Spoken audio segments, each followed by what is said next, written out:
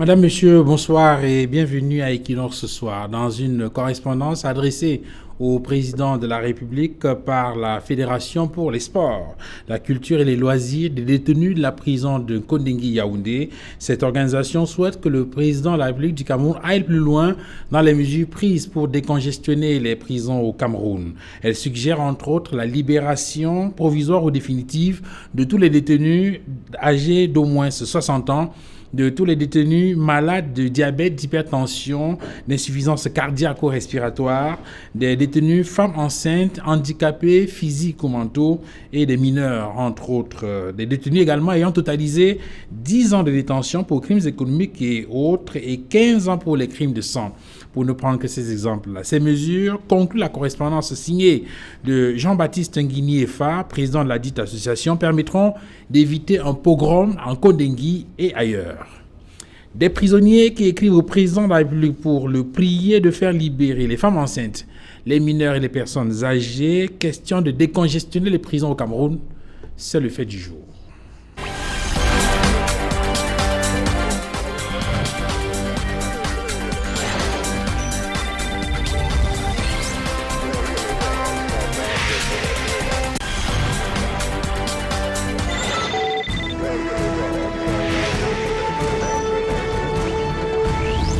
Sur le plateau d'Equinox Soir, ce vendredi 24 avril 2020, César Honoré Ngomon, bonsoir. Bonsoir Duval, bonsoir à tous les téléspectateurs d'Equinox Soir, bonsoir à toute la jeunesse camerounaise, un bonsoir particulier à toute l'équipe des communicants sur l'étendue du territoire. César Honoré Ngomon, conseiller municipal et surtout communicant du RDPC, le parti au pouvoir au Cameroun. Il est également entrepreneur, entre autres. Merci infiniment d'être venu sur ce plateau. Fossi Zoudou, bonsoir. Bonsoir Duval, bonsoir César. Ça fait longtemps qu'on s'est pu retrouver sur un plateau, ni même dans la rue. Un bonsoir particulier, au vice-président du mouvement pour la renaissance du Cameroun, M. Mamadou Mota, aujourd'hui à la prison de Yaoundé. Un bonsoir également à tous les amis politiques qui continuent d'être injustement incarcérés dans cette prison-là et ne peuvent même pas bénéficier d'une liberté provisoire au moment où la prison est devenue vulnérable à la pandémie du coronavirus. Nous avons également en ligne de Yaoundé David Eboutou. David, bonsoir.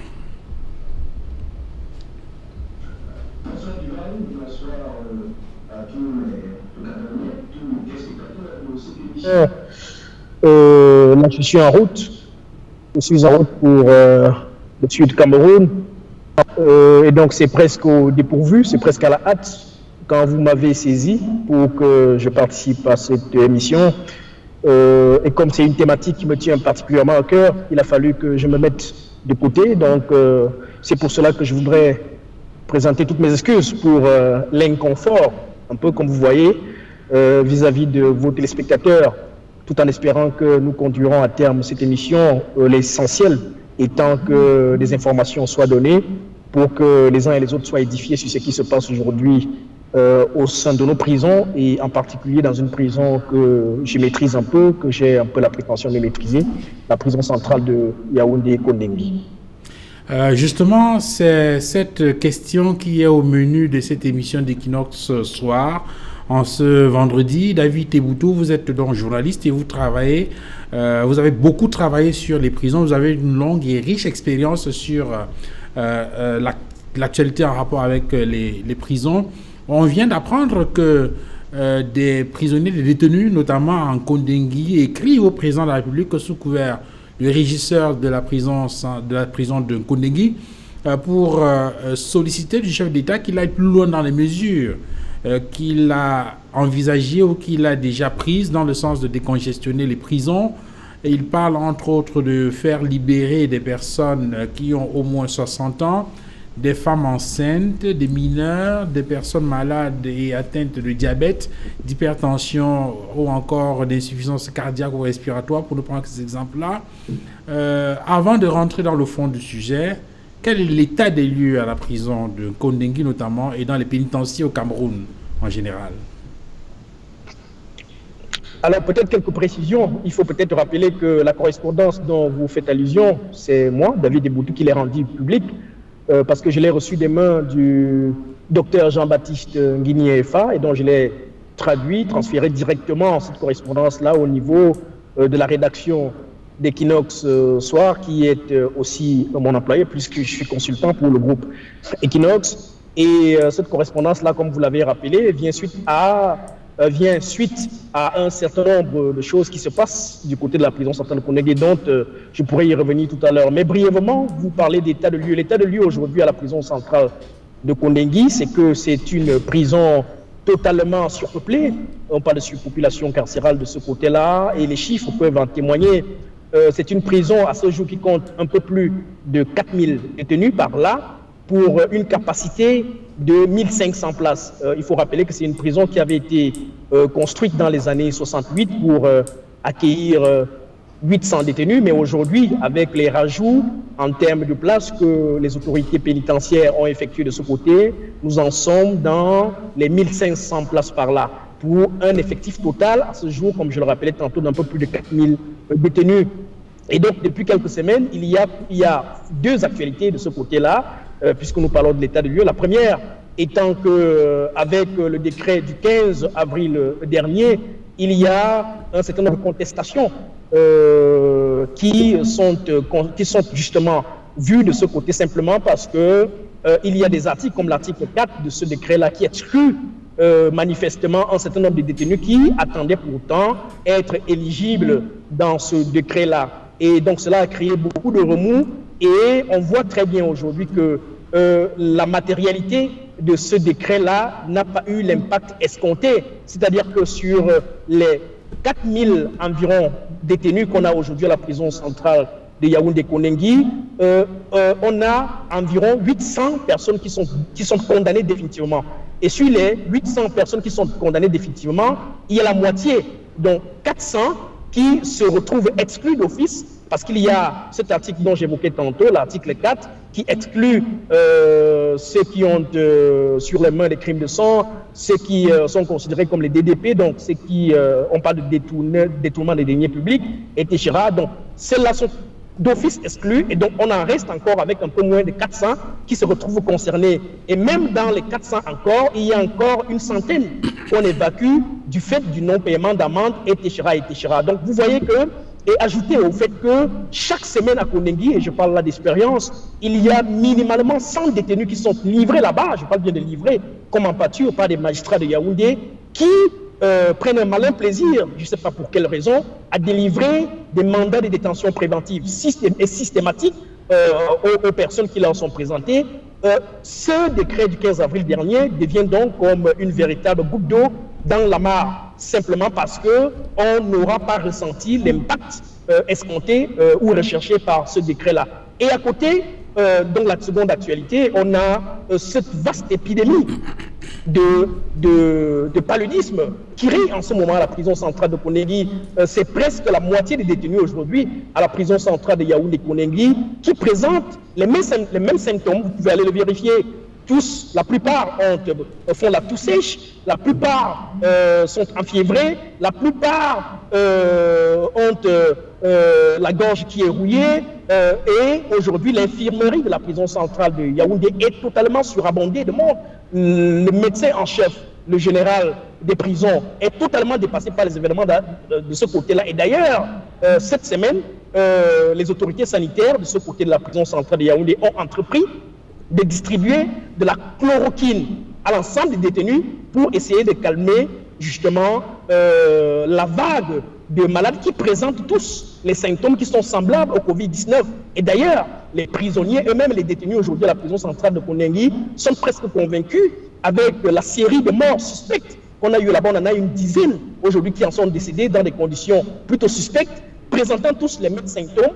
Et ce qui a d'ailleurs amené le directeur des affaires pénitentiaires à descendre ce jour même à la prison centrale de Yaoundé-Kondengi, accompagné du régisseur et de quelques autorités de la place, pour essayer de calmer ces détenus-là qui étaient prêts à monter une seconde émeute. Ceux qui sont passés devant la prison centrale de Yaoundé-Kondengi aujourd'hui ont remarqué qu'il y a un fort déploiement autour dans la périphérie de la prison, la gendarmerie, la police et d'autres forces de seconde catégorie qui sont venus encercler la prison simplement parce que ces détenus-là étaient en train de menacer qu'ils n'en peuvent plus des mesures qui sont prises sur eux, qui ne vont pas toujours dans le sens de sécuriser leur vie. Il faut rappeler qu'ils sont convaincus, ces détenus-là, d'être atteints pour la plupart de Covid-19 parce qu'ils présentent les mêmes signes dans un contexte comme celui-ci, de crise sanitaire de la pandémie du Covid-19, et ils ne comprennent pas pourquoi les autorités de l'administration pénitentiaire ne leur disent pas la vérité. Ils continuent à se poudrer, à leur dire qu'il s'agit d'une épidémie de paludisme. Or, à ce jour, il y a des cas qui sont décédés, et même dans la semaine encore, des personnalités, des anciennes personnalités de la République en ont manifesté des signaux forts et se retrouvent à l'heure où je vous parle dans les institutions sanitaires de la ville de Yaoundé. Je peux vous prendre le cas de l'ancien directeur général de la Sonara, que vous connaissez très bien, qui est tombé, qui s'est écroulé dans la semaine et qui a été transporté en toute urgence au niveau de l'hôpital général. Il y a également le cas de l'ancien maire de Bafia qui, quelques heures après qu'on ait conduit l'ancien directeur général de la Sonara, lui aussi, ayant manifesté les mêmes symptômes, s'est retrouvé sur le sol, sur le tapis et a été transporté au niveau de l'hôpital général de Yaoundé. Il y a comme ça des cas qui se multiplient, mais avec la même particularité, le même postulat, c'est que tous ces gens-là, tous ces détenus, présentent les mêmes symptômes, et il y a donc comme aujourd'hui une frustration collective qui règne au sein des détenus de la prison centrale de Konengi, qui pensent qu'on leur cache la vérité et qui, manifestement, ont décidé de ne pas mourir comme des animaux, puisque, manifestement, en face, rien n'est fait. Et aujourd'hui, par l'intermédiaire, nous y reviendrons tout à l'heure, de la correspondance du docteur Jean-Baptiste Nguinefa, ils ont voulu, au travers des chiffres, parce que vous l'avez lu et vous avez très bien vu que cette correspondance-là est très bien documentée, elle revient sur les faits, elle explique un certain nombre de choses et fait même des propositions de ce qui devrait être fait pour désengorger les prisons. Et donc, voilà globalement l'état de lieu aujourd'hui au niveau de la prison centrale de Yaoundé-Konongi que je maîtrise un peu et qui inquiète parce que ceux qui suivent les chroniques matinales que nous faisons sur Radio Equinox, on l'a rappelé que si rien n'est fait dans les prochains jours, manifestement, on va droit vers une petite hécatombe. Et ça, c'est la réalité. Merci David Eboutou pour ce premier jet. Vous restez en ligne avec nous pour la suite de cette émission. Honoré César Ngomon, ces révélations de David Eboutou donnent froid dans le dos. Oui, et donnent froid dans le dos. Je suis tout à fait compatissant avec la situation. Il faut déjà le rappeler que nos prisons sont en surpopulation, ce qui crée premièrement un malaise. Et à la suite de la lettre de monsieur du détenu Nguinefa, je voudrais être tout à fait d'accord avec lui, mais je reste tout de même républicain. Ça veut dire qu'il faut respecter les lois de la nation. Le chef de l'État a pris un acte qui, de manière limitée, dans les limites que lui donne le pouvoir, la Constitution.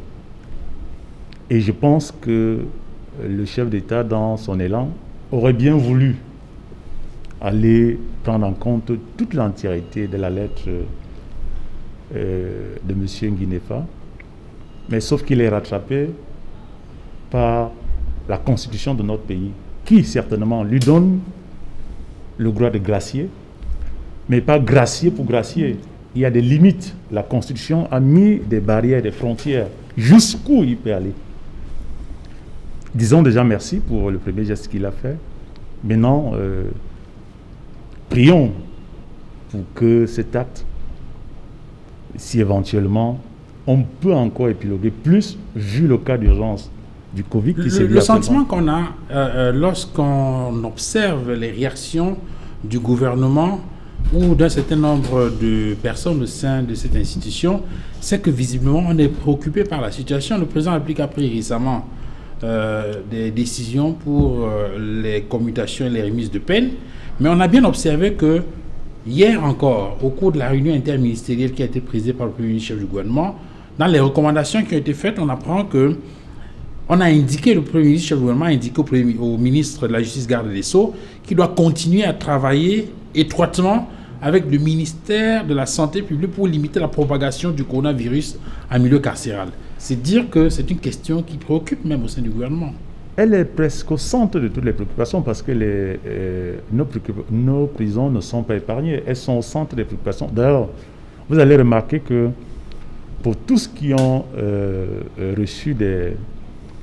qui ont bénéficié de cette grâce-là, ils sont pris en charge. Ils sont tous examinés à la sortie. Pour ceux qui sont détectés positifs, ils sont pris en charge par le gouvernement.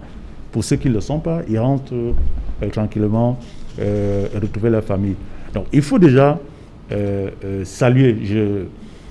Je vous remercie déjà de souligner cette préoccupation du gouvernement qui a mis un accent assez particulier pour la communication du Premier ministre d'hier. Il est important de pouvoir maîtriser la pandémie au milieu carcéral. Et pour ce faire, il faut déjà décongestionner, tel qu'il a fait en grâçant déjà une grande partie. Il faut déjà souligner que nous avons à peu près, je pense, on est entre 30 et 35% qui bénéficient de cette grâce-là. Maintenant, la lettre qui vaut l'interpellation de la thématique de ce soir, c'est une demande. Mais essayons d'abord déjà d'évacuer déjà la première vague qui dit merci en redemande, mais nous n'allons pas aller au-delà de la Constitution. Le président a fait déjà un acte et vous avez souligné, le Premier ministre avec les ministres concernés ont un accent assez particulier. Et moi, personnellement, connaissant le milieu carcéral, je suis du même avis. Je vais en grande partie avec la lettre de M. Nguinefa. Et bien évidemment, quand vous suivez David Eboutou, il a une parfaite maîtrise de la problématique de ces prisons-là. On ne peut pas rester insensible pour ne pas pouvoir tendre une oreille assez particulière pour la problématique de nos prisons. Prions tout simplement que le problème puisse connaître une autre magnanimité du chef de l'État pour pouvoir continuer tel qu'il a commencé. Faustin Zodjo, le tout, ce n'est pas d'être préoccupé, il faut poser des actes précis pour empêcher la propagation du coronavirus dans ces milieux carcéraux, notamment avec la crise sanitaire actuelle.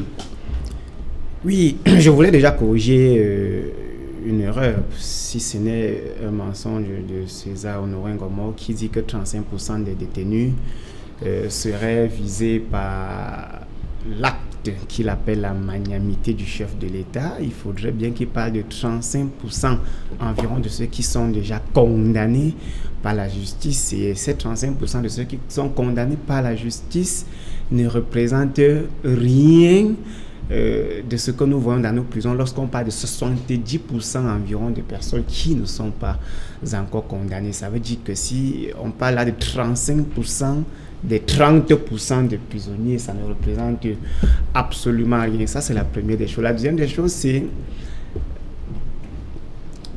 cette situation aujourd'hui vient poser la question d'abord de la gouvernance carcérale dans notre pays et du système judiciaire qu'on a l'habitude déjà de dénoncer et que ceux qui nous dirigent font généralement la sourde oreille et se disent bon voilà on va régler.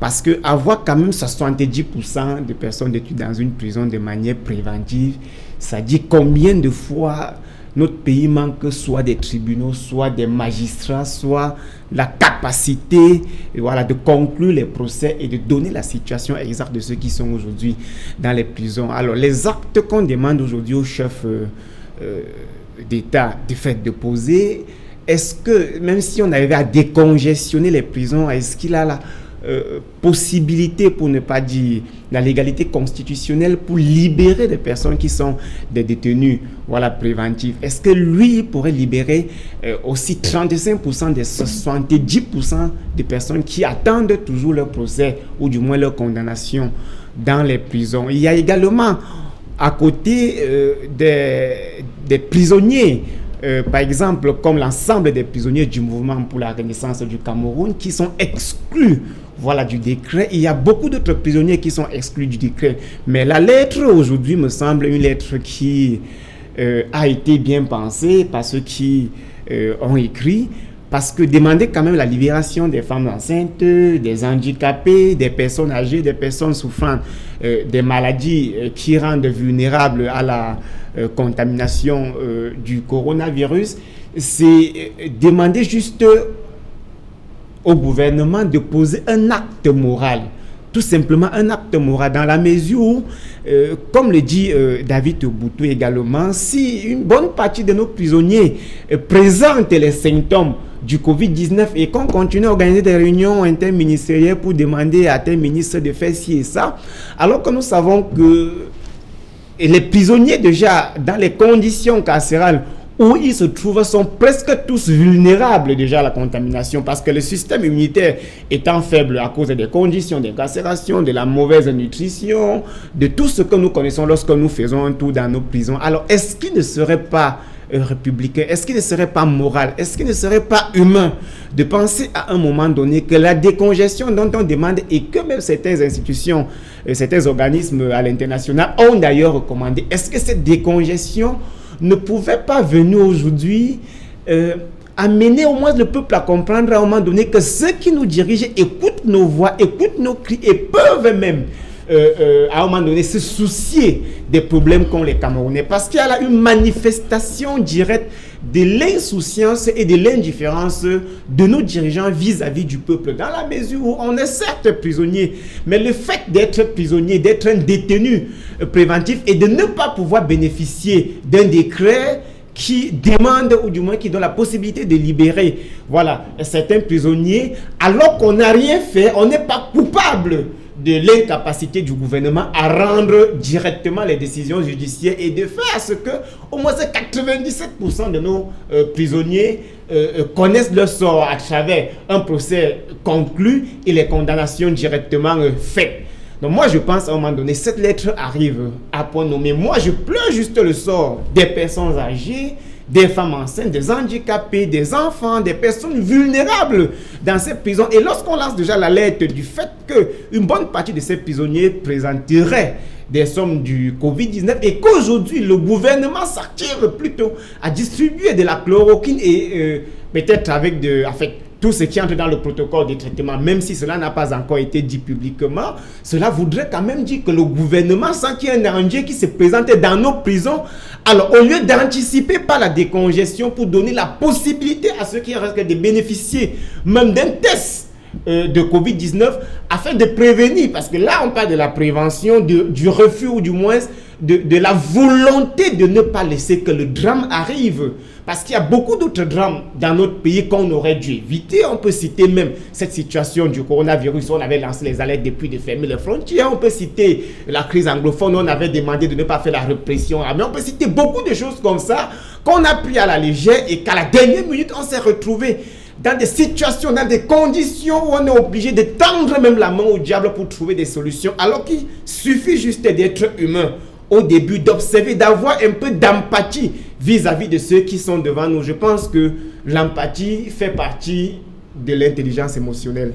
On va essayer de retrouver David Iboutou en direct de Yaoundé pour un autre jet, mais avant de retrouver David Iboutou, César Honoré Ngomon, on se souvient que le commissaire aux droits de l'homme aux Nations Unies, Michelle Bachelet, avait fait des recommandations au gouvernement dans le sens du décongestionnement des prisons. Lorsque la mesure du chef de l'État est arrivée, on a bien pensé que cela permettrait effectivement de décongestionner. Au finish, certains pensent que c'était là une autre entourloupe du chef de l'État. C'est souvent embêtant d'essayer de débattre sur un plateau avec des gens qui ont d'autres visées. J'aurais bien voulu que M. Zéu, sur ce plateau, nous prenne des exemples qu'ils aiment toujours très bien prendre. Je me serais attendu qu'ils nous disent voilà, de tel côté, on a libéré des prisonniers, on a tenu compte À droite, on a libéré les prisonniers.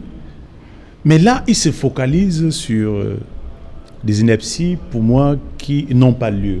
Les prisonniers qui nous écoutent aujourd'hui dans toutes les prisons du Cameroun, je pense qu'on ne pouvait pas faire plaisir à tout le monde. Il faut souligner qu'il y a une grande partie qui a bénéficié de cette magnanimité du chef de l'État. 35% de 30%. Il faut souligner déjà qu'il y a une grande partie des prisonniers qui ont bénéficié de ce décret. C'est insuffisant pour ne pas dire insignifiant. Oui, mais même quand c'est insuffisant, on dit d'abord merci. C'est les politesses. C'est la politesse qui le demande. On ne dit pas merci à quelqu'un qui a reçu le mandat de diriger Et le peuple. je voudrais également souligner, boulot. nous n'allons pas profiter du cas Covid pour pouvoir tout mettre dans un même panier et dire du n'importe quoi. Comment ces compatriotes sont arrivés dans ces milieux et qui leur a conduit là? Alors, on va essayer de retrouver David. David, vous avez écouté les échanges sur ce plateau. Ça vous suggère un commentaire pour ce qui concerne l'état des lieux que vous venez de dresser, notamment à la prison de Kundingi?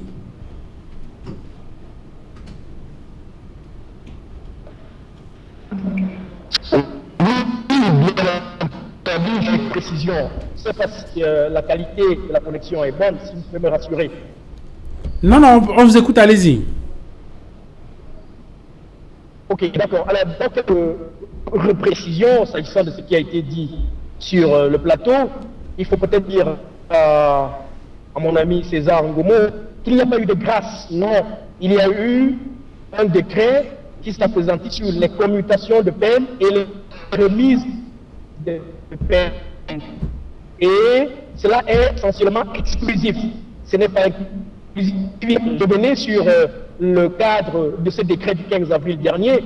Vous verrez qu'il y a un certain nombre de conditionnalités qui ont été énumérées pour que certains détenus soient éligibles à cela. Et ce sont ces mesures ou ces conditionnalités d'éligibilité que j'ai essayé de décrire tantôt et qui mettent systématiquement de côté un ensemble de détenus qui auraient normalement pensé qu'ils pourraient le mériter, y être après autant d'années, 10 ans, 15 ans, parfois 20 ans, passés dans ces jeunes-là.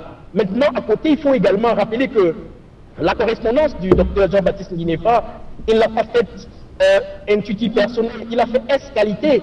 Le docteur Jean-Baptiste Nguinéfa est président d'honneur de Fédération des sports, culture et loisirs des détenus. C'est une instance reconnue au niveau de la prison centrale et bien connue des autorités de l'administration pénitentiaire. Il en est le président d'honneur. Donc, il a rédigé l'ensemble des détenus du pénitencier de Kundingi. Et c'est fort de cela que cela fait foi, que cela fait autorité aujourd'hui, notamment au travers de la qualité des informations qu'on y a retrouvées. Maintenant, il faut également rappeler, parce que je l'ai suivi sur le plateau tout à l'heure, qu'aujourd'hui les chiffres parlent d'eux-mêmes.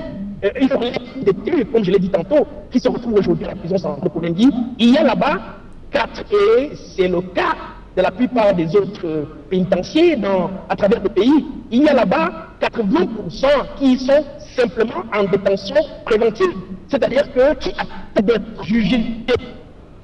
C'est-à-dire que sur 100 détenus, 80 sont mis en attente de jugement.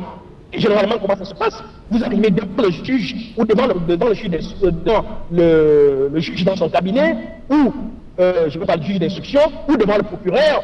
Il n'a pas le temps de vous poser des questions. J'en parle un peu d'autorité parce que je suis une victime collatérale de cet appareil répressif essentiellement violent et brutal qui parfois détruit des vies sans pouvoir manager un certain nombre de choses, même du point de vue de la loi. Parce qu'il faut rappeler le code de procédure pénale, c'est une énorme avancée. Alors, la communication se dégrade, David Eboutou. On va essayer de vous reprendre dans des meilleures conditions.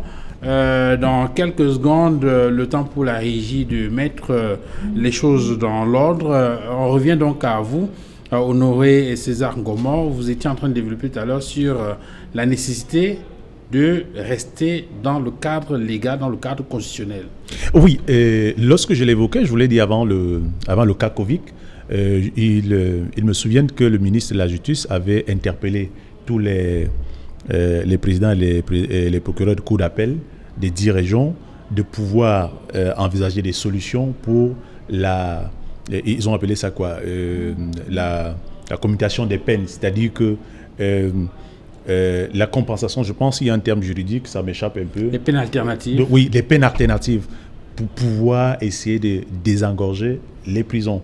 Le problème Covid vient tout simplement mettre un peu la pression à ce processus qui avait déjà été enclenché parce que les journaux en ont parlé largement. Donc je pense qu'il faut tout simplement déjà, il est important de le souligner, qu'il y a la problématique de la surpopulation de nos prisons est une préoccupation que l'État a à bras le corps. Donc le problème Covid vient tout simplement mettre une certaine pression pour que ce cas puisse être prioritaire et qu'on puisse aller dans des solutions pour pouvoir avoir des peines alternatives et qu'on puisse, pour un rien, qu'on ne puisse pas pouvoir envoyer des uns et des autres en prison sur des humeurs d'un décideur, d'un président ou d'un procureur qui, pour des raisons dont on connaît tous, que je ne vais pas évoquer sur ce plateau. Je pense que c'est une problématique de l'État par le ministre de la Justice qui en a fait son cheval de bataille. On ne peut pas venir sur un plateau et commencer à vouloir évoquer comme si tous ces prisonniers se sont retrouvés, sont partis de chez eux et se retrouvés là. Il y a eu des infractions qui ont été posées par les autres. Il est tout simplement question qu'on puisse pouvoir mettre un processus. Bien évidemment, je suis d'accord avec un certain nombre d'opinions qui pensent qu'il y a des gens qui ne devraient pas se retrouver là. On aurait pu compenser leur peine par des travaux peut-être d'intérêt commun, par exemple. Donc, ça, c'est à prendre en compte. Mais on ne peut pas venir sur un plateau, venir saisir le cas du Covid pour commencer à nous prendre des exemples tels que tel a dit et on ne l'a pas fait. Non. Le chef de l'État n'avait pas l'obligation de pouvoir prendre cette décision. Je pense qu'il faut ici remercier déjà cet acte. Il n'était pas obligé de le faire. Et maintenant, qui dit merci en redemande. Fossil Zodjou, les propositions qui sont faites, ces suggestions, est-ce qu'elles vont en droit de ligne ou est-ce qu'elles se rapportent ou est-ce qu'il y a des dénominateurs communs avec des propositions, les réflexions que vous avez menées au MRC sur la question du décongestionnement des prisons? Vous savez, Duval, le véritable problème de notre pays et surtout des membres du RDPC, c'est cette tentative d'amener le peuple à clamer chaque fois quand quelqu'un qui doit faire un travail le fait. Quand on demande par exemple de remercier le président de fait pour avoir signé un décret demandant la décongestion des prisons qui n'a bénéficié qu'à environ 30%. Est-ce qu'il était obligé de le faire? Est-ce qu'il était obligé de le faire? Moi, est-ce qu'il était obligé? Est-ce qu'il était dans l'obligation de le faire? Après cette émission où moi j'ai été envoyé pour représenter mon parti, les militants n'insultez pas ces nombreux Camerounais qui aujourd'hui bénéficient de ces décrets. Maintenant, nous, dans notre parti politique César, vous savez, je refuse souvent de faire des débats sur mais vous ne voulez pas répondre à une question. Est-ce qu'il était obligé de le faire? Je ne vais pas vous répondre parce qu'il n'a pas fait. Il n'a pas fait parce qu'il a un bon cœur. Alors, il a fait le parce que MSL la loi obligé. l'autorise. Le MSL y a obligé. Et il le fait parce que la loi l'autorise. Il travaille pour les Camerounais. Le Cameroun ne travaille pas pour lui. Est-ce que vous comprenez un peu ce que je dis? Dites au moins merci. C'est que quand vous exécutez dites déjà merci. Quand vous exécutez une tâche qui est la nôtre, merci n'est pas celui du RDPC, il n'est pas celui du MRC, il est pour tous les citoyens, des familles. Laissez-moi répondre à la question. Arrêtez la clochardisation de la nation. Comment on peut remettre de l'argent à quelqu'un de construire un pont, il finit de construire un pont, on commence à dire merci? Mais ça veut dire que détourner faisait partie des options. La médiocrité, l'inertie faisait partie des options dont on peut le lui concéder. Au point où quand il fait autrement, les gens commencent à remercier. Vous n'avez plus notre chanson dans votre bibliothèque. Arrêtez ça. Alors, vous n'avez plus notre chanson dans votre bibliothèque. Dans notre parti, nous avons toujours demandé, et ceci même lorsque le président Maurice Kamto était encore en prison, que le système carcéral doit être revu. Vous n'avez pas besoin d'attendre le coronavirus et commencer à faire croire aux gens qu'on ne doit pas évoquer l'ensemble des problèmes de notre pays. Parce que ce système carcéral, ce système judiciaire obéit au fonctionnement du système gouvernemental. La médiocrité, l'incapacité à anticiper sur les questions. Vous ne pouvez pas nier cela. Alors, vous dites qu'on doit remercier le chef d'État et que le ministre de la Justice travaille depuis pour la décongestion des prisons. Mais est-ce que ce ministre vient de... Est-ce qu'il est à 2 mois de fonction? Est-ce qu'il est à 5 ans de fonction? Mais c'est un jeune ministre de la Justice. Donc depuis sa nomination, il connaît que les prisons sont surpeuplées. Que les gens qui sont détenus n'ont pas de procès. Il connaît. Ça veut dire que si vous, au RDPC, vous pensez un temps soit peu que vous devez encore diriger les Camerounais, il faudrait à un moment donné d'abord faire comprendre aux Camerounais que le gouvernement est l'employé du peuple. Et que le peuple n'est pas appelé à dire merci chaque fois que son employé fait le travail qui est le sien. Ça, c'est la première des choses. La deuxième des choses, c'est qu'il faut également comprendre que ce que nous défendons ici ne va pas bénéficier aux militants du mouvement pour la renaissance du Cameroun. Cela bénéficiera à toute la nation. Cela nous évitera les crises de demain dans la mesure où nous savons que nous n'avons pas les capacités pour gérer la crise du coronavirus. Vous pouvez nier comme vous voulez. Nous n'en avons pas. Nous n'avons pas les moyens. La preuve en est qu'on peut imposer le port de masque sans prendre des mesures. La preuve en est qu'on peut envoyer les enfants, les sortir des enfants de l'école, les envoyer au quartier. Ils se retrouvent dans des marchés en train de vendre les ninjas sans que cela n'émeut personne. Ça veut dire que nous n'avons pas les capacités. Alors lorsqu'on sait qu'on n'a pas de capacité, lorsqu'on sait qu'on a failli, on anticipe. C'est le minimum de sagesse. On anticipe. N'attendez pas qu'on se retrouve avec 50 cas officiellement acceptés de coronavirus en prison, 200 cas, et que vous commencez par dire non, les 200 cas sont pris en charge, alors qu'aujourd'hui qu'on ne demande qu'un minimum. La liberté pour les femmes enceintes, la liberté pour ceux qui sont en prison pour avoir du mouf, la liberté, on ne demande que ça. Ça dit que on ne demande pas la bonté. On ne demande pas la bonté du gouvernement, on demande le bon sens. Monsieur Zoyo.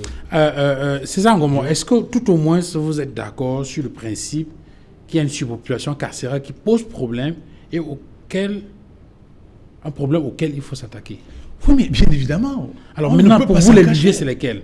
Parce qu'ils proposent des leviers et vous semblez battre en brèche les propositions qu'ils font, par exemple. Non, je n'ai pas battu en brèche les propositions. J'ai dit tout à l'heure que je saluais déjà la lettre de M. Nguinefa. Oui. Mais je restais prisonnier d'une constitution qui encadre et qui limite la volonté et la magnanimité du président de la République de vouloir libérer tous les prisonniers. Il a bien, je pense qu'il a bien cette volonté, mais il est tenu par la constitution qui ne lui autorise pas. Comment ça? Non, elle est encadrée. Parce que, voyez-vous, je ne suis pas un constitutionnaliste. Je ne suis pas un homme de gloire. J'essaie d'apporter un raisonnement d'un citoyen qui vit dans une société et qui pense qu'il a son mot à dire. En tant qu'acteur politique aujourd'hui, j'essaie autant que mieux d'essayer d'avoir un certain nombre d'informations pour la gestion de ma cité au quotidien. Et l'information que j'ai, à moins que M. Zoyo puisse me le démentir, c'est que le président de la République, oui, il est président de la République, mais il n'est pas libre de parce que dans le développement fait par David Eboutou tout à l'heure, il semblait indiquer, en prenant le cas, par exemple, de Kondengui, qu'il y a 4000 détenus. Sur les 4000, il y a 800. Non. Au moins. Ça, c'est des statistiques, Duval. Ça, c'est des statistiques. Nous sommes tous unanimes que nous ne devons pas. Mais c'est sur la base des statistiques. Et lorsqu'on est face à une situation comme celle-là, il faut se poser des questions basiques. Pourquoi en sommes-nous arrivés là? Pourquoi en sommes-nous arrivés là? Parce que le système judiciaire a failli. Pourquoi en sommes-nous arrivés là? Oui. Le système judiciaire a failli. Oui. Étant membre du RDPC, je dis oui, le système judiciaire a failli. Mais aujourd'hui, il est en train de se muter pour pouvoir reprendre ses noblesses, ses lettres de noblesse. Donc, il est important.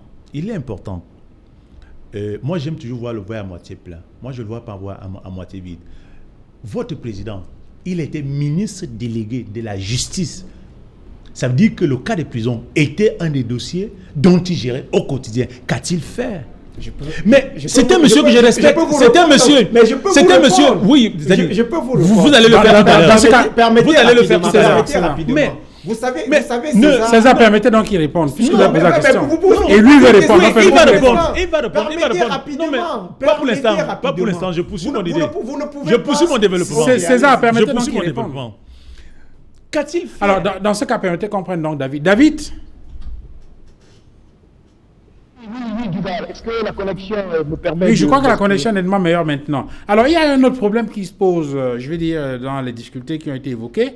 Il y a le cas des personnes qui attendent d'être jugées, qui ont commis des infractions, des crimes, mais qui sont en prison depuis, je veux dire que qui ont la durée de détention provisoire a pratiquement dépassé le temps qu'il aurait dû mettre en prison s'il avait été jugé pour l'infraction qu'il a amenée dans ce milieu carcéral.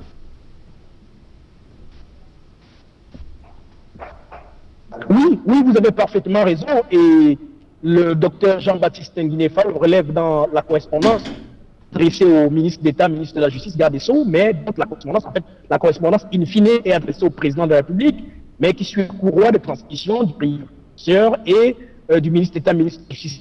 Avant de répondre directement, je voudrais quand même faire quelques précisions, peut-être qui n'ont pas été suivies tout à l'heure. La première étant que, effectivement, il faut rappeler qu'il n'y a pas encore eu de grâce. Et nous demandons aujourd'hui qu'il y ait des grâces, parce qu'il ne faut pas être français ou exercer quelques pressions ailleurs pour mériter des grâces aujourd'hui. Il y a des prisonniers aujourd'hui dont tout le monde sait qui ont passé 15, 20 ans à Koningui et qui n'attendent que ça, bénéficier de la magnanimité du président de la République dans le cadre strict défini par les prérogatives constitutionnelles. Maintenant, ce qu'il faut également dire, c'est que dans le cadre de ce décret du 15 avril dernier, il faut insister là-dessus. Cela ne concerne aujourd'hui qu'à peu près 20 ou 25% de détenus. Et vous voyez que ça exclut totalement la plupart de milliers de détenus qui attendaient, qui ont fondé de nombreux espoirs sur ce décret-là. Ce qu'il faut rappeler, c'est que si vous prenez le cas d'une comme Okonengui, et c'est là où je réponds directement à votre question, c'est 80% des détenus qui sont en détention préventive. C'est-à-dire que des gens qui se sont levés de chez eux un matin parce qu'ils ont répondu à une convocation du procureur de la République ou bien du juge d'instruction, ils sont arrivés et le juge a décidé de les placer sous détention provisoire sans aucune autre raison. Alors que il y a un instrument que tout le monde a salué des deux mains. Je veux parler du nouveau code de procédure pénale, qui est quand même quelque chose de salutaire pour un pays comme le nôtre, mais qui n'a jamais été appliqué par les magistrats, qui, je dirais même, pour ne pas être excessif, qui s'en foutent éperdument. Regardez, par exemple, et je crois que quelqu'un l'évoquait sur votre plateau tout à l'heure, il y a là-dedans des mesures alternatives, il y a dedans un certain nombre de dispositions qui tendent à ménager un certain nombre de personnes qui peuvent comparaître libres. Est-ce que vous avez un domicile connu, vous avez un emploi, vous êtes une personnalité publique, etc., on peut ménager ces dispositions-là qui se trouvent dans le nouveau code de procédure pénale pour ne pas se retrouver avec des prisons totalement surchargées, comme on le voit aujourd'hui avec le cas de la prison centrale de Yaoundé-Koningui, où systématiquement, dès que vous vous présentez devant le procureur ou le juge d'instruction, on vous délivre un mandat de détention préventive. Il faut que cette pratique s'arrête parce que je ne sais pas si cette pratique vise d'autres desseins ou pas. Parce que ce qu'il faut rappeler, si nous revenons sur le cadre du décret présidentiel du 15 avril dernier, à l'heure où je vous parle, sur près de 4000 détenus à la prison centrale de Yaoundé-Koningui, on se serait attendu à ce que, après des extirpations de ceux qui ont bénéficié, qui sont éligibles à ce décret, qu'on se retrouve par exemple avec 3500 détenus qui restent à la prison centrale de Koningui. Malheureusement, ce n'est pas le cas. C'est-à-dire qu'on a même l'impression aujourd'hui que les chiffres ont plutôt augmenté. C'est-à-dire que c'est 100 détenus par semaine que les magistrats vous envoient systématiquement à la prison centrale de Koningui avec des motifs aussi farfelus les uns pour les autres. Tel a volé la chèvre, tel a battu le chien du bailleur, filouterie de nourriture, des motifs aussi ridicules les uns pour les autres. C'est ce que j'ai souvent appelé dans mes chroniques la République du mauvais cœur. On est dans un pays où l'appareil répressif aujourd'hui sert à régler des comptes, mais pas à arranger un problème sociétal pour faire payer à des individus le tort qu'ils auraient posé à la société. Il faut véritablement qu'on mette dans ce type de paradigme qui veut qu'aujourd'hui la justice soit utilisée comme un instrument de règlement de compte, qu'un instrument qui pourrait plutôt réparer les torts que la société, ou alors qu'on aurait posé à la société. C'est un pas de fond qu'on devrait épiloguer dessus. Maintenant, oui, vous parlez aujourd'hui des détentions préventives, des passes qui sont surréalistes. Effectivement, allez le vérifier pour des raisons que j'énumérais tantôt, mais également il faut rappeler qu'à côté, il n'y a que, si vous prenez le cas des détenus de l'opération Épervier par exemple, vous y trouvez des gens qui ont passé parfois 15, 12, 10, 12, 15 ans sans écouter le jugement après, et parfois on leur multiplie jugement sur jugement avec des peines qui parfois sont surréalistes et qui n'obéissent à rien pour des simples raisons que cela est politique et n'obéit plus au système judiciaire comme on le dit. À côté, il n'y a qu'aujourd'hui, ou une autre raison que je voudrais donner, s'agissant du chiffre exponentiel du nombre élevé de détentions provisoires, il y a l'irrespect, donc le manque de respect ou l'absence de respect des textes qui veut par exemple que pour quelqu'un qui est envoyé à Koningui et qui doit être jugé dans les 12 mois, on parle de 6 mois renouvelables une fois, ou alors pour d'autres infractions ou pour d'autres crimes, c'est 6 mois renouvelables 2 fois, donc soit 12 mois, soit 18 mois, et vous retrouvez des gens qui passent 10 ans, je dis bien 10 ans à Koningui en attente de jugement.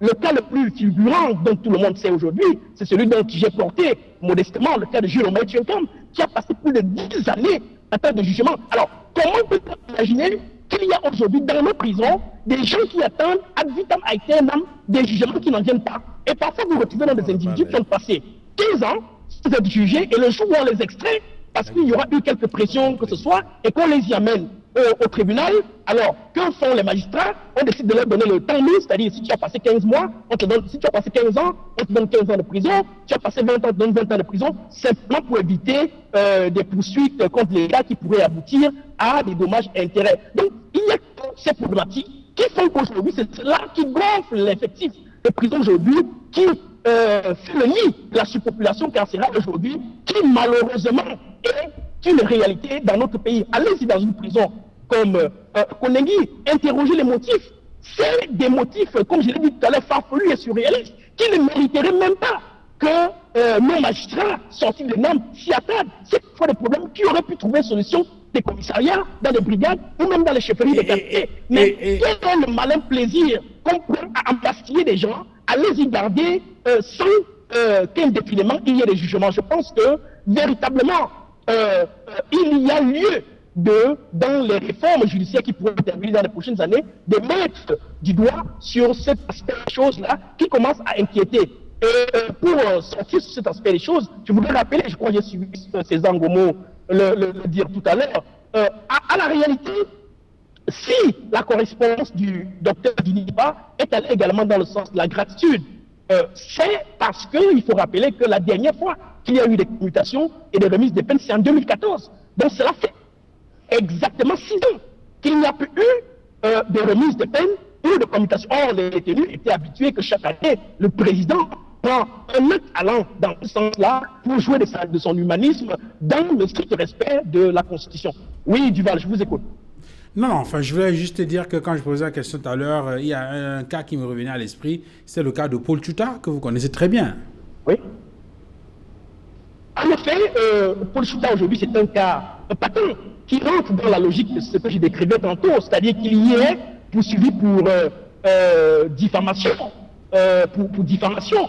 Alors, voilà un cas qui aurait pu trouver solution. Mais dans le bureau du juge d'instruction, c'est-à-dire qu'on a fait venir les parties, on a demandé à l'une des parties si elle reconnaît les faits, si ça peut faire l'objet d'une entente quelconque, mais on a pris un jeune comme celui-là, on l'a envoyé à la prison de Koningui, aujourd'hui déporté à la prison principale, et sans qu'on ne sache très bien de quoi il en retourne, on est allé de renvoi à renvoi, et aujourd'hui, voilà, un peu plus d'un, on se retrouve avec ce jeune homme-là en prison. Aux dernières nouvelles, on nous a dit que lundi prochain, cela pourrait connaître un dénouement. Nous l'espérons que, effectivement, le 27 prochain, on nous parlait d'un verdict qui pourrait être donné.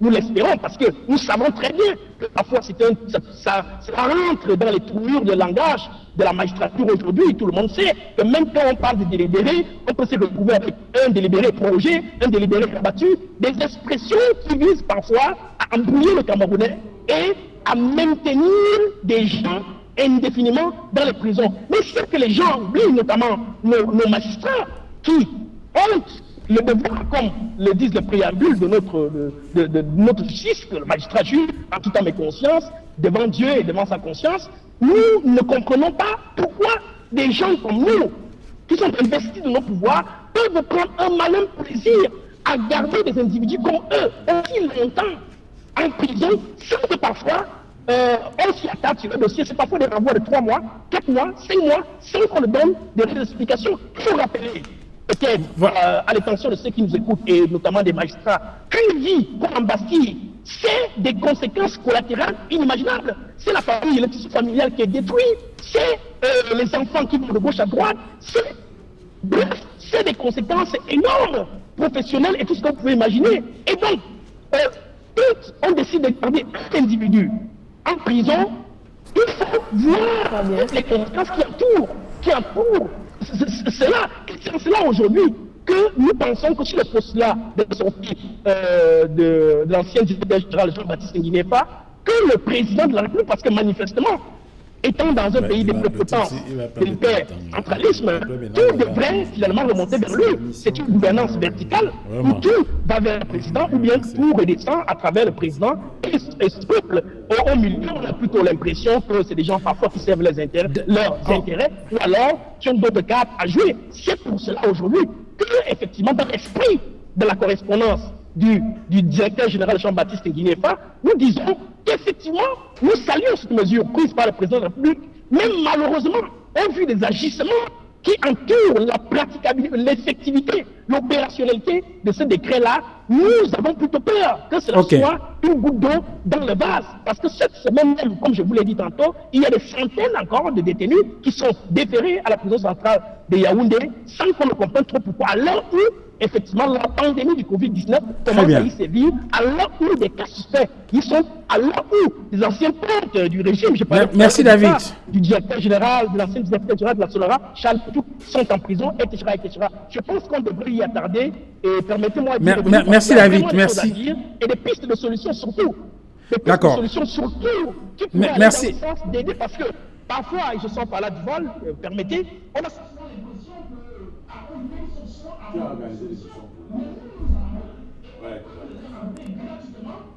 Merci David, merci. C'est vrai que c'est un sujet qui vous passionne et vous pouvez en parler pendant toute une émission. Merci pour cet éclairage. Merci pour ces explications. On aura l'occasion de recueillir l'avis des panélistes sur ce sujet, puisque eux, ils vont rester avec nous sur ce plateau. On va remercier David qui prend la route du Sud Cameroun. Merci donc pour cet éclairage. César Honoré Ngomon et Faustin Zodjou. Nous allons retrouver donc Julienne Berthe Bissaï pour nous indiquer la grande une de ce journal de 20h. Et juste après le journal, eh bien, on reviendra sur ce plateau avec vous pour continuer ces débats et bien sûr le débrief sur les principaux sujets qui auront été évoqués au courant de ce journal que nous attendons. Julienne Berthe, bonsoir. Bonsoir Duval Fangwa. Au menu du 20h ce soir. Rendu public le 21 avril dernier, le rapport de l'enquête du massacre de Ngarbou continue de faire des gorges chaudes et suscite de nombreuses interrogations. Et le président du Mouvement pour la Renaissance du Cameroun, le professeur Maurice Kamto, veut voir clair dans cette affaire. Il exige l'ouverture d'une enquête internationale indépendante pour faire la lumière, je le disais, sur cette tragédie survenue dans la nuit du 13 au 14 février dernier.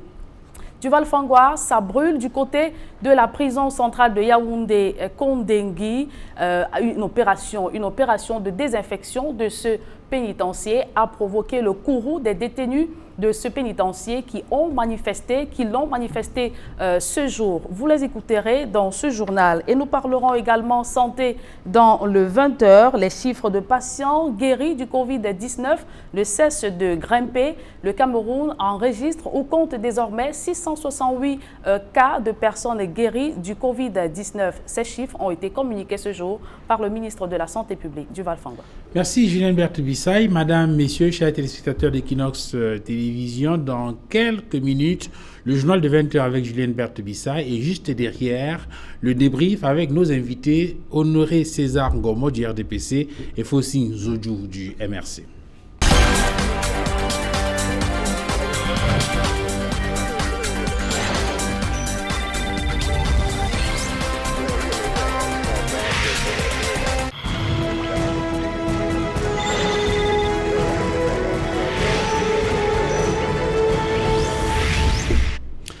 La deuxième partie de cette émission d'Equinox ce soir, de ce vendredi 24 avril 2020, avec César Honoré Ngomon, militant du RDPC, le parti au pouvoir au Cameroun, et Fossing Zodjou du MRC, le Mouvement pour la Renaissance du Cameroun, un parti politique d'opposition. Fossing Zodjou, on évoquait tout à l'heure la question de ces difficultés auxquelles ces populations, je veux dire, ces détenus font face à la prison de Kodengui et ailleurs, avec notamment cette interpellation de Jean-Baptiste Nguinéfa dans une correspondance adressée au président de la République.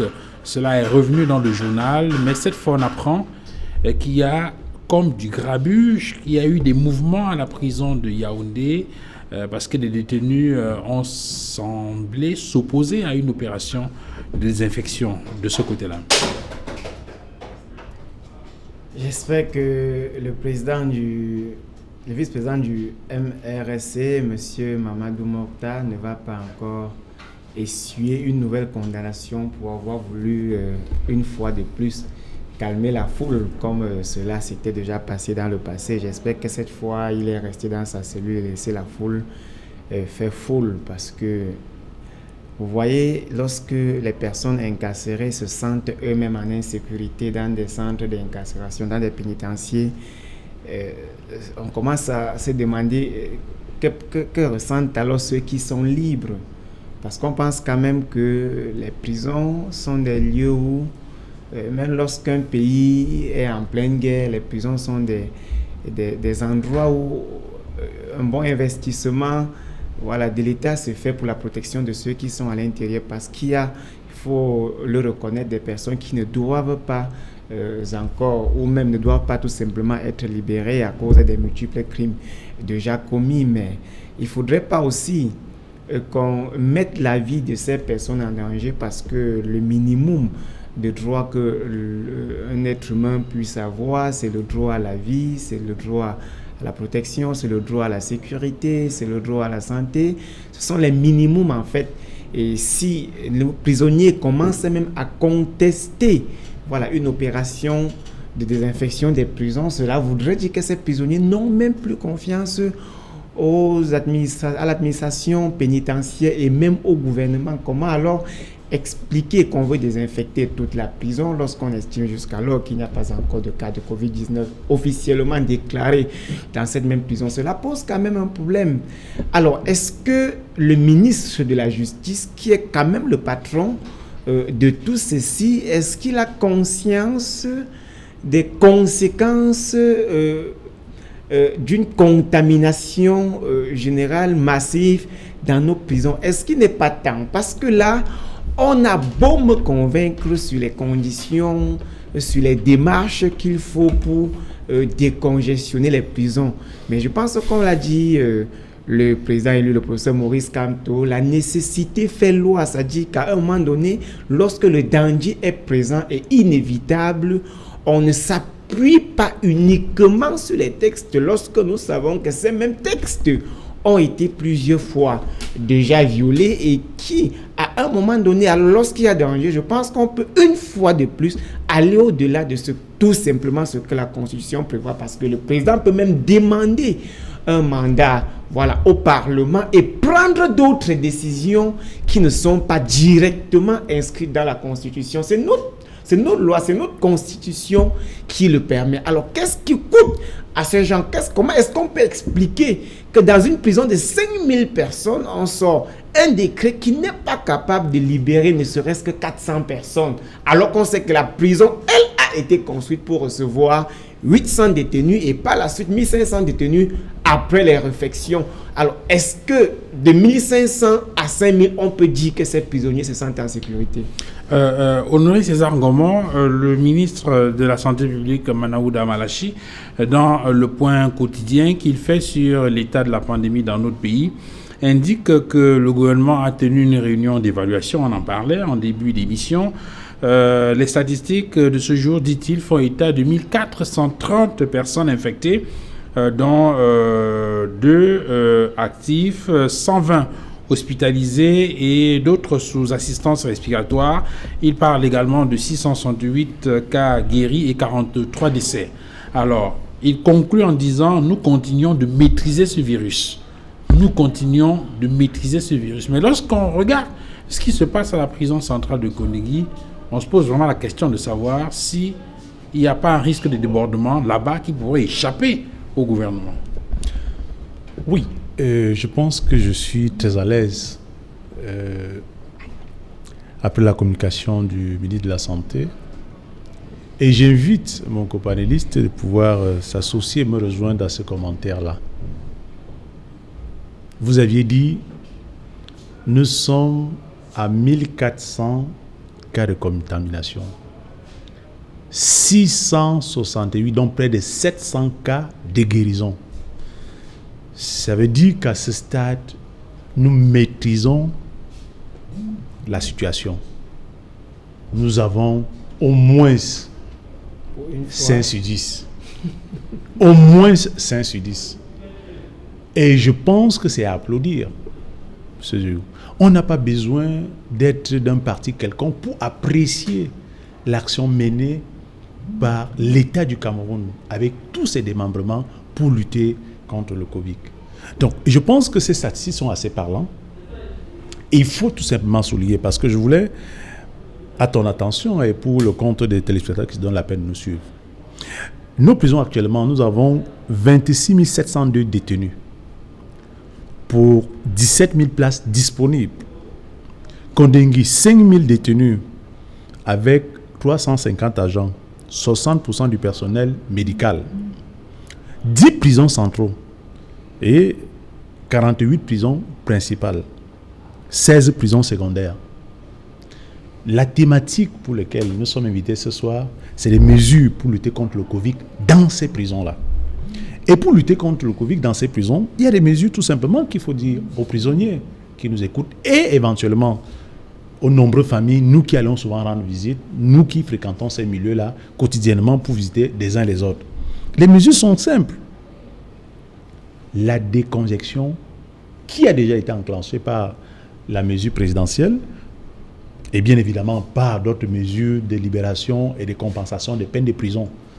Je pense qu'il faut ajouter à cela le suivi médical des prisonniers qui est mis en place par le gouvernement. Après ce suivi médical, nous avons la sensibilisation même des prisonniers. Il faut pouvoir les sensibiliser.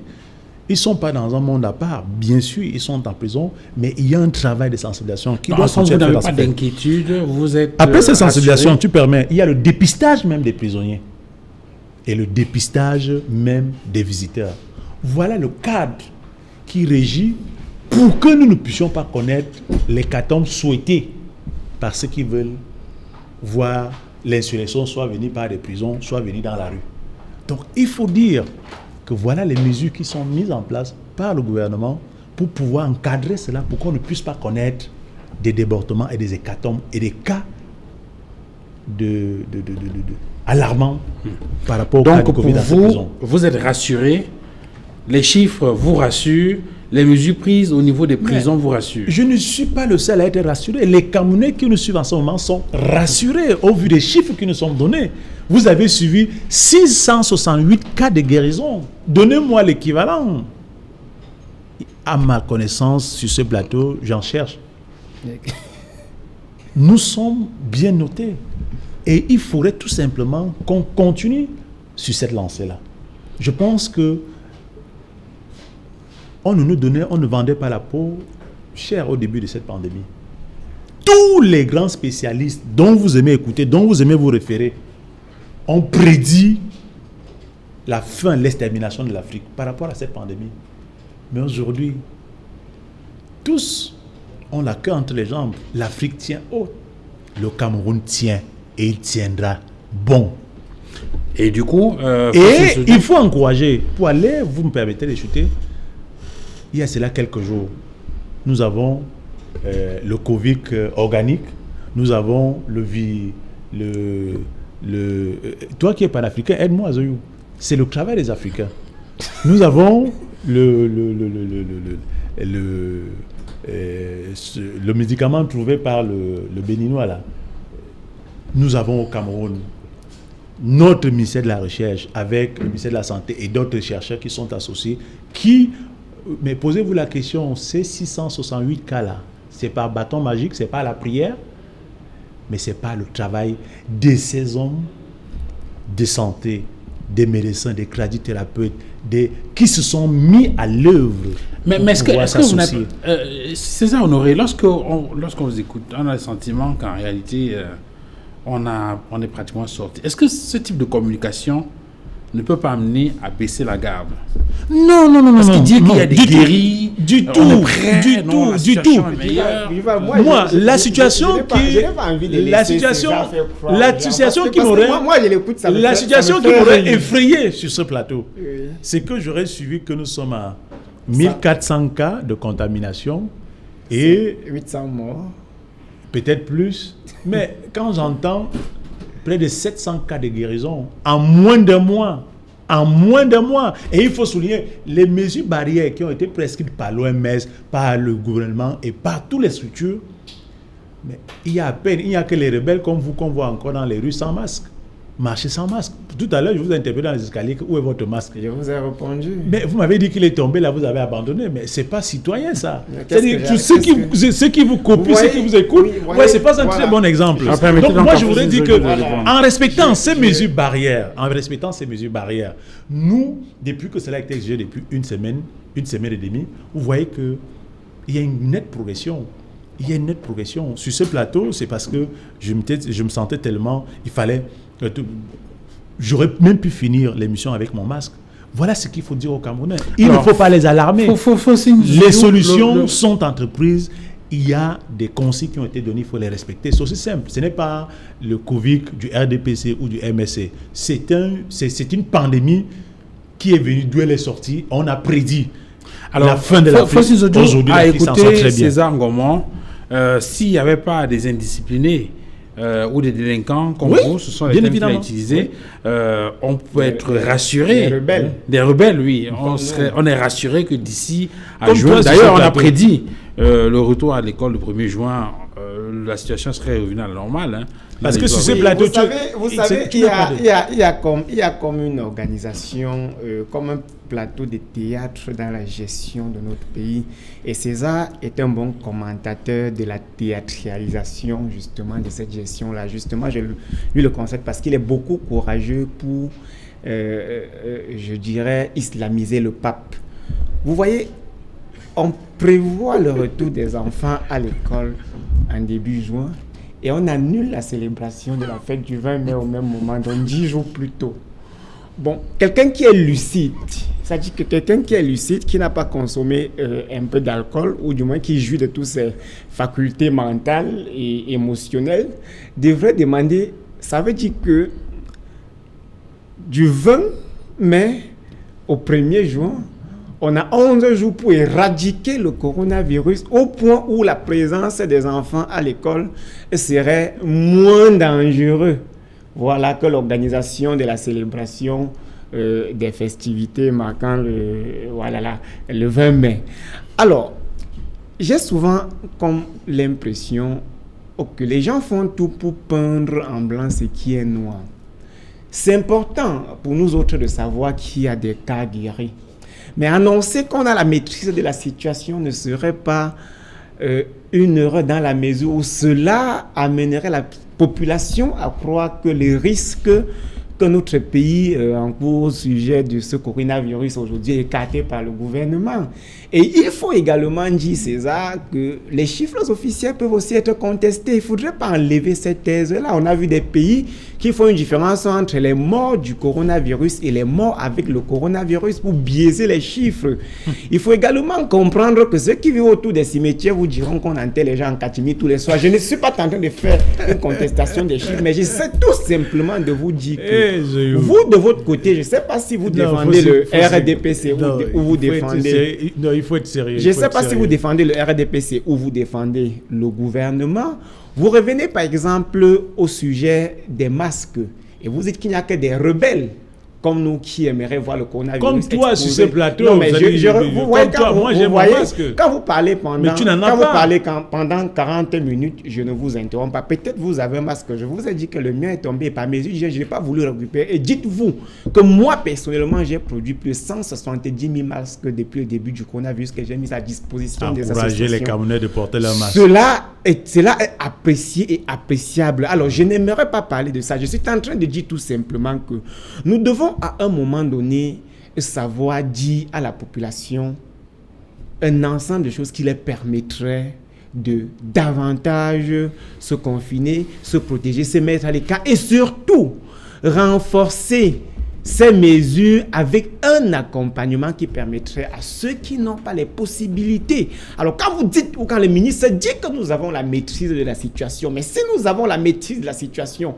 me semble-t-il que la situation de la prison centrale de Kondengui ne vous intéresse pas ou que cette situation est insignifiante au point où on peut passer d'un revers de la main et dire actuellement nous avons la maîtrise de la situation et vous demandez à connaître quel est le pays au monde qui a soigné autant de cas. Vous dites que vous ne voyez pas, mais est-ce que vous savez qu'il y a des pays en Afrique qui n'ont même pas encore connu un cas à cause de leur capacité d'anticipation que notre parti a demandé à travers un communiqué de son président au début en demandant de fermer les frontières et même de mettre en confinement tous ceux qui sont arrivés par des vols que nous avons déjà plusieurs fois cités dans ce plateau. Alors si les erreurs du début nous ont conduit là où nous sommes aujourd'hui, acceptons et apprécions qu'il y a des cas guéris, mais ne prenons pas le risque de dire à la population que nous avons la maîtrise de la situation. Parce que cela n'est pas vrai. La situation reste alarmante et il faut davantage alerter ces populations et leur dire le corona tourne autour de nous. J'avais oublié que le Cameroun aurait pu avoir la maîtrise de la situation si c'est le MSC qui avait les tenants du pays en main.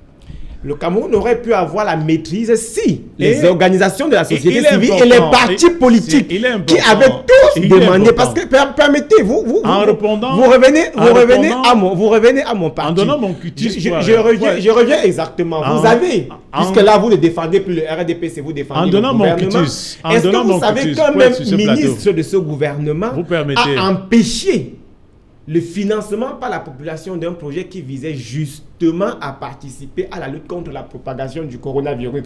Moi, j'aurais voulu qu'un citoyen honnête que vous êtes ou que vous dites être, que vous dénoncez, ce blocage-là, que le projet Survie Cameroun a failli. Heureusement que pour ce qui est du judiciaire, je pense que les organisateurs de ce projet s'étaient déjà bien préparés. Sinon, si cela était possible, le ministre était prêt à aller lui-même dans une banque de ce pays fermer un compte qui avait seulement déclaré qu'il devait être créé et qui n'est même pas encore avec ce compte était créé. Donc arrêtez à un moment donné de faire croire aux Camerounais, nous maîtrisons, tout va, il n'y a pas de problème. Alors que l'alerte est lancée à Kondengui et vous reviendrez sur ce même plateau avec moi 2 semaines après sur ces propos, comme nous nous sommes retrouvés plusieurs fois ici au sujet de la CAN en 2019 où je vous rappelais qu'on ne pouvait pas et tu as juré devant le peuple que la situation était maîtrisée et toi, Gomo, tu abandonnerais les débats politiques si à jamais on n'organisait pas cette CAN. Je suis surpris que vous reveniez sur ce plateau. Après l'échec de la CAN, encore Camerounais, nous maîtrisons la situation. C'est le MRS avec ces terroristes qui aimeraient détruire. La mesure du patriotisme ne se fait pas à travers un discours, mais à travers des actes qu'on pose. Il y a, lorsqu'on parle de la maîtrise de la situation, au-delà des éléments qu'il a évoqués, il y a les infrastructures. Est-ce que du point de vue des infrastructures sanitaires aujourd'hui, de la mobilisation du personnel, le Cameroun est prêt? Parce qu'on lit tous les jours sur les réseaux sociaux des dénonciations des personnes qui disent non, on a traîné un malade dans tel nombre d'hôpitaux, il n'a pas été pris en charge, finalement il est décédé. Ça donne le sentiment que les hôpitaux sont saturés. Monsieur Duval, moi je vis dans la République réelle, pas la République virtuelle. Certes, il peut y avoir des cas tels que ce que vous venez de citer, mais je retiens que à date, les sites retenus à Douala, principalement que je connais, qui sont dans mon arrondissement, Douala 3e, y compris l'hôpital gynéco-obstétrique de Yassa et la cité, les logements sociaux de Banga, Bakoko, accueillent tous les jours les cas de Covid. les chambres, les lieux, les lits d'hospitalisation réservés pour le cas Covid attendent les malades. J'ai confiance. Ça, c'est ce que je peux vous dire J'ai à date confiance. aujourd'hui. J'ai confiance. Donc, César. venez découvrir ici sur ce plateau, monsieur J'ai confiance. qui veut me ramener sur le cas de la canne. Il y a un adage courant qui dit ça, les imbéciles ne changent pas la vie. Mon souhait avait été qu'on vive la canne. Mais malheureusement, malheureusement, il y a d'autres circonstances qui ne l'ont pas permis. Donc, nous restons dans le cas du Covid. Le Covid, la bonne nouvelle de pouvoir passer aux téléspectateurs qui se donnent la peine de nous suivre, c'est que le Cameroun a 668, près de 700 cas de guérison. Ça veut dire qu'aujourd'hui, au départ de cette pandémie, lorsqu'on a vu la déferlante, on a vu l'Espagne à terre, l'Italie pleurer, la France à genoux, les États-Unis en larmes. Et on a suivi des spécialistes nous prédire que c'est vous, le pire s'annonce chez vous, et qu'à date aujourd'hui, plus d'un mois après la pandémie, les Camerounais vous disent qu'on a 668 cas de guérison. Nous avons pris les dispositions, les centres pour accueillir les cas de malades sont maîtrisés, ils attendent des malades. On est en train d'examiner tous les lieux, toutes les prisons, on est en train de tester, on est en train de mettre tout le dispositif, le stade de la Mbappé-Lépée. Alors on a testé dans quelle est prison? déjà On a presque testé dans prêt, quelle prison déjà? est déjà presque prêt. On a fait des tests dans quelle prison, Donc, César? il faut pouvoir, Non, n'alarmez pas, n'alarmez pas. On a fait des tests dans quelle prison? Oui, mais laisse-moi répondre. Non, mais on a fait, je veux savoir, répondez juste le nom de la les prison. tests ont commencé tout. Il n'y a aucun prisonnier qui a bénéficié, de toutes les façons, depuis que le cas Covid a pris son envol dans les consciences. On a fait les tests dans quelle prison? J'ai dit qu'il n'y a aucun prisonnier qui sort de prison. Des prisons du Cameroun, ça a été testé. Et il n'y a aucun prisonnier à date. Actuellement, je vous parle, il n'y a aucun prisonnier qui sort des prisons du Cameroun, ça a été testé. Et on a fait des tests dans quelle prison? Il n'y a aucun ancien, aucun ex-prisonnier qui sort de la prison, ça a été testé. J'ai dit qu'il n'y en a aucun. Vous avez menti, on évolue. Et il n'y en a aucun. Vous avez menti au nom du gouvernement. Les statistiques que j'ai à ma possession, je ne veux pas entrer dans vos statistiques. On a fait des tests dans quelle prison? Mais je vous dis, Douala, il y a tout au moins pour vous parler, c'est que je maîtrise. On a fait des tests. Et donc la chloroquine qu'on distribuait aujourd'hui. J'ai dit pour ceux qui sortent, c'est-à-dire pour le moment, pour ceux qui sortent, tous sont testés. Et on a eu des cas, je pense que c'était avant-hier, on avait 18 cas qui ont été pris en charge par le gouvernement. Et les autres ont des cas positifs venant des prisons. Oui. Ah, ça veut dire que nos prisons sont contaminées. Oui, mais on a eu à voir des délinquants comme vous qui se sont infiltrés pour pouvoir semer de la panique. C'est aussi simple. Quand on arrive sur ce plateau, on vous dit marchez avec vos masques. Vous dites que vous êtes incapable de pouvoir présenter votre masque aux téléspectateurs pour pouvoir les encourager. Vous dites que vous en fabriquez. Mais encouragez-les tout au moins que vous avez un masque. Dès qu'on sort d'ici, là, vous entrez. C'est-à-dire vous respectez les mesures de sécurité. C'est aussi simple. Ne venez pas raconter du n'importe quoi sur les plateaux. Mais je voudrais dire. Avec les prisons, ont des contaminations. Arrêtez. On prend en charge 18 prisonniers. Oui, c'est parce qu'il y a eu des délinquants comme vous qui sont entrés dans ces prisons pour aller rendre visite à ces prisonniers pensant pouvoir les rapporter à 600, mais sachant qu'ils allaient les contaminer. Quand vous faites cette révélation. Oui, mais si. Maintenant, c'est une maladie. C'est une maladie. C'est une maladie. C'est une maladie. C'est une maladie dont nous n'avions pas. Nous ne sommes pas préparés. Les gens vous connaissent déjà pour être un acteur de prévention. Non, permettez-moi de développer. Comment est-ce que la maladie en est arrivée au Cameroun, dans nos prisons? Elle est arrivée dans nos prisons comme elle est arrivée au Cameroun. C'est-à-dire, nous avons eu des vols qui sont arrivés au Cameroun. On a dit aux gens, restez en confinement. On a même eu un gouverneur, parce qu'il a voulu faire son travail, qui a été touché par ça. Il partait, il mourait. Mais Dieu merci, il s'en est sorti. On a donc eu des cas comme ceux-là, qui sont sortis et qui prenaient petites belles de nuit et autres, familles et autres, pour venir les rendre, parce qu'ils avaient pour mission de contaminer les Camerounais et de pouvoir propager la pandémie. Et c'est là. Ce sont nos frères, toi et moi, qui se sont donnés pour rôle de pouvoir jouer ce rôle-là. Aujourd'hui, l'État est en train de maîtriser. la pandémie. Oui, ça nous coûte ce que ça nous coûte. Vous êtes encore là dans la théorie du complot. Ça nous coûte. Non, ça nous coûte ce que ça nous coûte. Non, mais quand vous suivez un raisonnement comme celui-ci, tout à l'heure dans les escaliers, je demande à eux où est ton masque.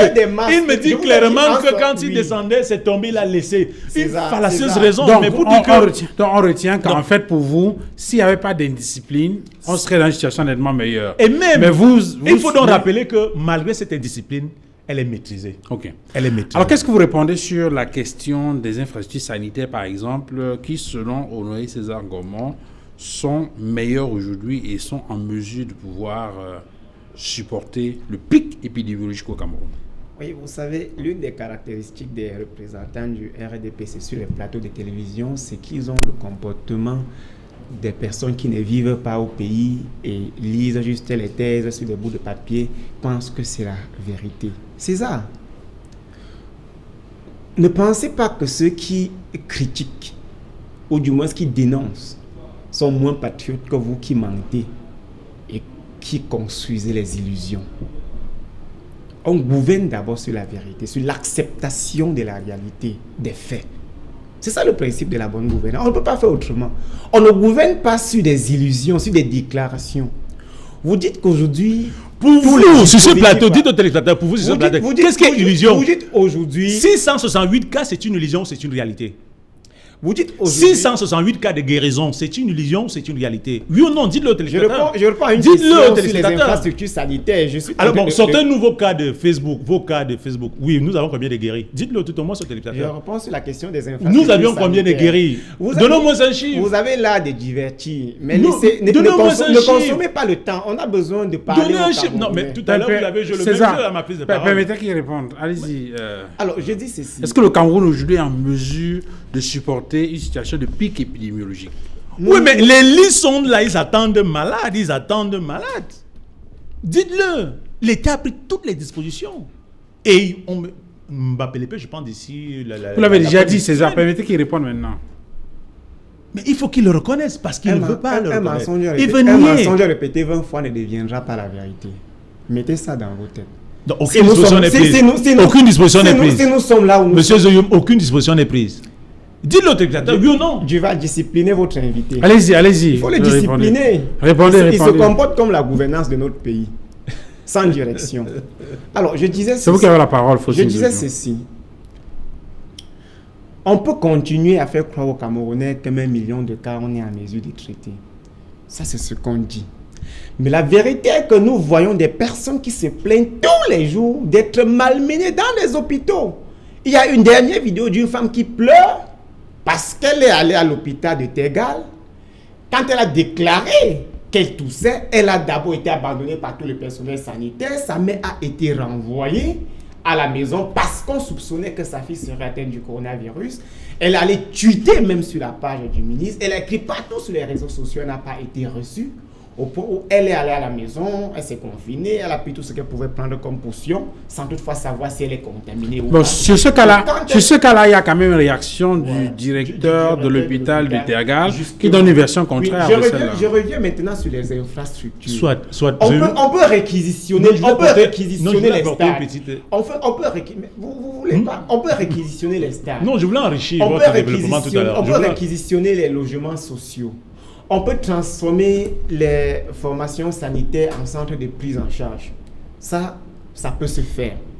Alors maintenant... C'est fait ou ça peut se faire? Non, ça peut se faire. C'est fait ou ça peut se faire? Est-ce que nous avons la capacité... C'est fait ou ça peut se faire? Est-ce que nous avons la capacité... Il a dit que ça peut se faire. Non, c'est fait. Permettez qu'il finisse donc. Non, c'est fait. C'est une vérité. L'hôpital gynéco est là.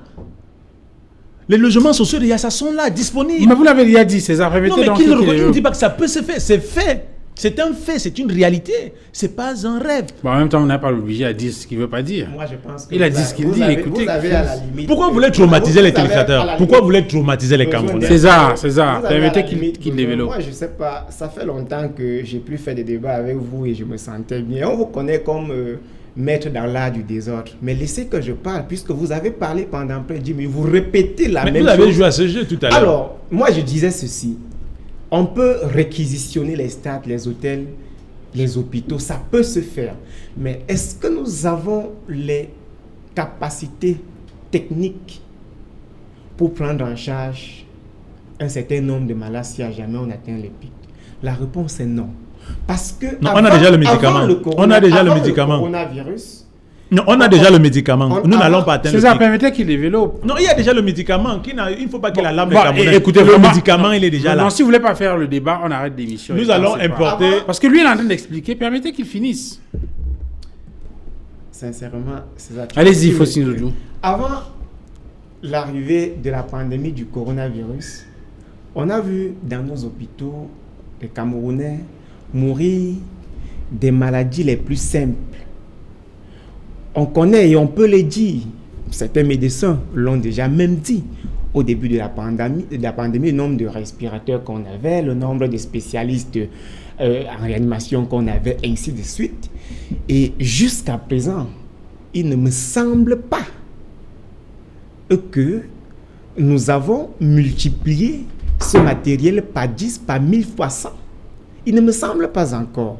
Alors, si nous demandons la prévention par tous les moyens, je dis bien la prévention par tous les moyens, c'est parce qu'on a conscience de notre insuffisance technique pour ce qui est de la capacité de prise en charge. Vous ne pouvez pas me dire que dans un pays où le paludisme, les simples maladies font ravage, et vous venez sur un plateau dire qu'une maladie qui a besoin d'une prise en charge plus compliquée, d'un plateau technique plus solide, des respirateurs, des spécialistes, d'un personnel de santé qui doit lui-même se sentir en sécurité, ainsi de suite, et vous venez dire non, on est prêt. On est prêt à ci, on est prêt à ça. C'est ça. Moi, je ne comprends pas. Je ne sais pas si c'est parce que vous, au RDPC, vous avez l'art de faire croire aux gens que tout va. Nous vivons au Cameroun. Vous parlez des logements sociaux avec des lits qui attendraient des malades. Mais est-ce que les lits attendent des personnes soupçonnées mises en confinement ou des malades qui ont besoin d'assistance respiratoire? Est-ce que vous voulez nous dire ou dire aux Camerounais que les logements sociaux de Mbanga, Pakoko ont désormais 1500 respirateurs placés au chevet des lits pour atteindre les malades? Si vous dites ça, je vous assure, je vais féliciter. Mais ne faites pas une confusion entre un lit balancé là dans une chambre, je dirais, voilà, dans n'importe quelle condition, qui attend des personnes qui peuvent être soupçonnées d'avoir contracté le virus, avec un lit qui attend un malade qui a besoin d'assistance respiratoire. Ne faites pas de confusion aux yeux des Camerounais. Ne confondez pas également une infirmière qui doit porter un masque pour aller peut-être donner à manger à un malade de coronavirus avec un spécialiste de réanimation qui doit avoir en charge 10, 15, 20, 30, 40 malades dans nos hôpitaux. Ne faites pas ces confusions. Donc quand vous dites que nous sommes prêts, nous ne refusons pas qu'on n'a pas de médecins, on a des médecins. On ne dit pas qu'on n'a pas d'hôpitaux, on en a. Même si c'est insuffisant, on ne dit pas qu'on n'a pas de lits, on en a. Mais si notre parti, ainsi que la majorité des Camerounais et même toute la classe républicaine demandent au gouvernement de renforcer les mesures de prévention et de trouver des capacités d'accompagnement, c'est parce qu'on a conscience de notre insuffisance. Alors, la conscience d'un fait nous permet de trouver des possibilités de les anticiper. Dire qu'il y a des lits alors que nous savons que cela est faux. Justement, c'est ça qui va détruire ce pays. Et c'est cette sauce, cette soupe qu'on nous a servi depuis 38 ans, toujours en train d'affirmer des choses qui n'existent pas. Et lorsque le moment de la vérité arrive, on n'a pas honte de dire le contraire et parfois même de nier la vérité. Oui, je voudrais à ta suite m'en féliciter tout à l'heure du développement que tu viens de faire. Certes, il peut y avoir des manquements, mais je ne suis pas de ceux-là qui encouragerait l'État à mettre autant d'argent pour les respirateurs, parce que pour atteindre l'étape des respirateurs, il y a une première étape, il y a un avant. Je suis pour cet État qui mettait tous les moyens pour la prévention, c'est-à-dire obliger les Camerounais à rester chez eux pour ceux qui veulent sortir, qui ont des obligations de pouvoir porter un masque. Je suis pour cet État qui a refusé un confinement total, mais un confinement volontaire. Et que si toi et moi sur ce plateau, nous savions que nous devons partir de chez nous pour assister sur ce plateau, qu'on porte des masques pour éviter soit d'être un porteur ignorant ou alors un potentiel, ou alors de s'exposer. Parce que quand je rentre chez moi, j'ai 12 bouches qui m'attendent et je ne voudrais pas rentrer avec un cas pour pouvoir leur exposer. Je suis pour cet État qui fait tout et qui mise tout sur la prévention, sur la communication et qui dit à ses citoyens, voilà les mesures préventives, respectez-les, au lieu d'être pour un État qui ira mettre 10 000 respirateurs. Et j'allais oublier, les États, vous voulez prendre référence. Nous avons vu les États-Unis en larmes. Nous avons vu l'Italie en larmes. Nous avons vu la Belgique. Nous avons vu l'Espagne à genoux, la France à genoux par rapport à ces cas. Eux qui ont toutes les infrastructures. Tous les spécialistes sont passés à côté de la plaque. Mais l'Afrique, à date aujourd'hui, a au moins une dizaine de solutions curatives par rapport à ces cas. Ok. Il ne faut plus jouer à ce jeu-là. Les téléspectateurs qui nous écoutent attendent quelque chose de nous. Et moi, j'ai appris à voir le verre à moitié plein, pas par rapport au RDPC, mais par rapport à mon esprit patriotique. Je pense, je ne voudrais pas venir jouer les avocats du diable sur ce plateau. Certes, vous avez relevé certains cas, mais je parie que si sur ce plateau, si un cas arrivait, quelqu'un arrivait à être détecté positif, nous allons d'abord prendre peur parce que il n'y a pas de mesures ici qui peuvent pouvoir nous garantir que s'il y a un cas présentement là, nous allons être évités. Nous allons avoir plus peur. Même si nous sommes médecins, tout ce qu'on voulait dire, alors qu'il y a des lieux qui ont été bien indiqués pour ces cas-là. Et pour les cas que vous présentez, certes, j'ai suivi ces commentaires, mais je pense que si ces personnes avaient eu la bonne information de pouvoir se rendre vers des centres hospitaliers qui étaient prêts à pouvoir les recevoir, il n'y aurait pas eu ça. J'ai suivi un cas. Justement, César, celui qui est soupçonné ne doit pas se rendre vers le centre. Il doit composer un numéro et on doit venir le chercher. Et là, c'est un autre problème. Voilà. Et quand ils se rendent ça, et si ce centre ce n'est pas tout centre hospitalier qui accueille les malades du Covid. Merci. Il y a bien des expériences qui ont été spécifiques et tout le monde n'a pas l'information. Ça, il faut aussi le dire aux téléspectateurs. Merci, messieurs, d'être venus sur ce plateau. César Honoré Ngomon, merci d'être venu sur le plateau d'Equinox Soir. Merci Duval. Merci à vous, Fossine Zodjo, d'avoir accepté de venir échanger avec nous ce soir. Merci Duval et je demande à la population de davantage se préserver parce que la menace, elle est présente, elle est grave et je salue également tous ces acteurs qui travaillent aujourd'hui dans le projet Survie Cameroun pour apporter des solutions à travers les masques, les désinfectants et même du matériel médical. Ça va arriver. Là, j'applaudis. Merci. Merci, messieurs, d'être venus sur ce plateau. Merci également à David Teiboutou qui était avec nous en première partie de cette émission d'Equinox ce soir. Madame, messieurs, merci d'avoir été avec nous. Excellent week-end à tous et à très bientôt. Au revoir.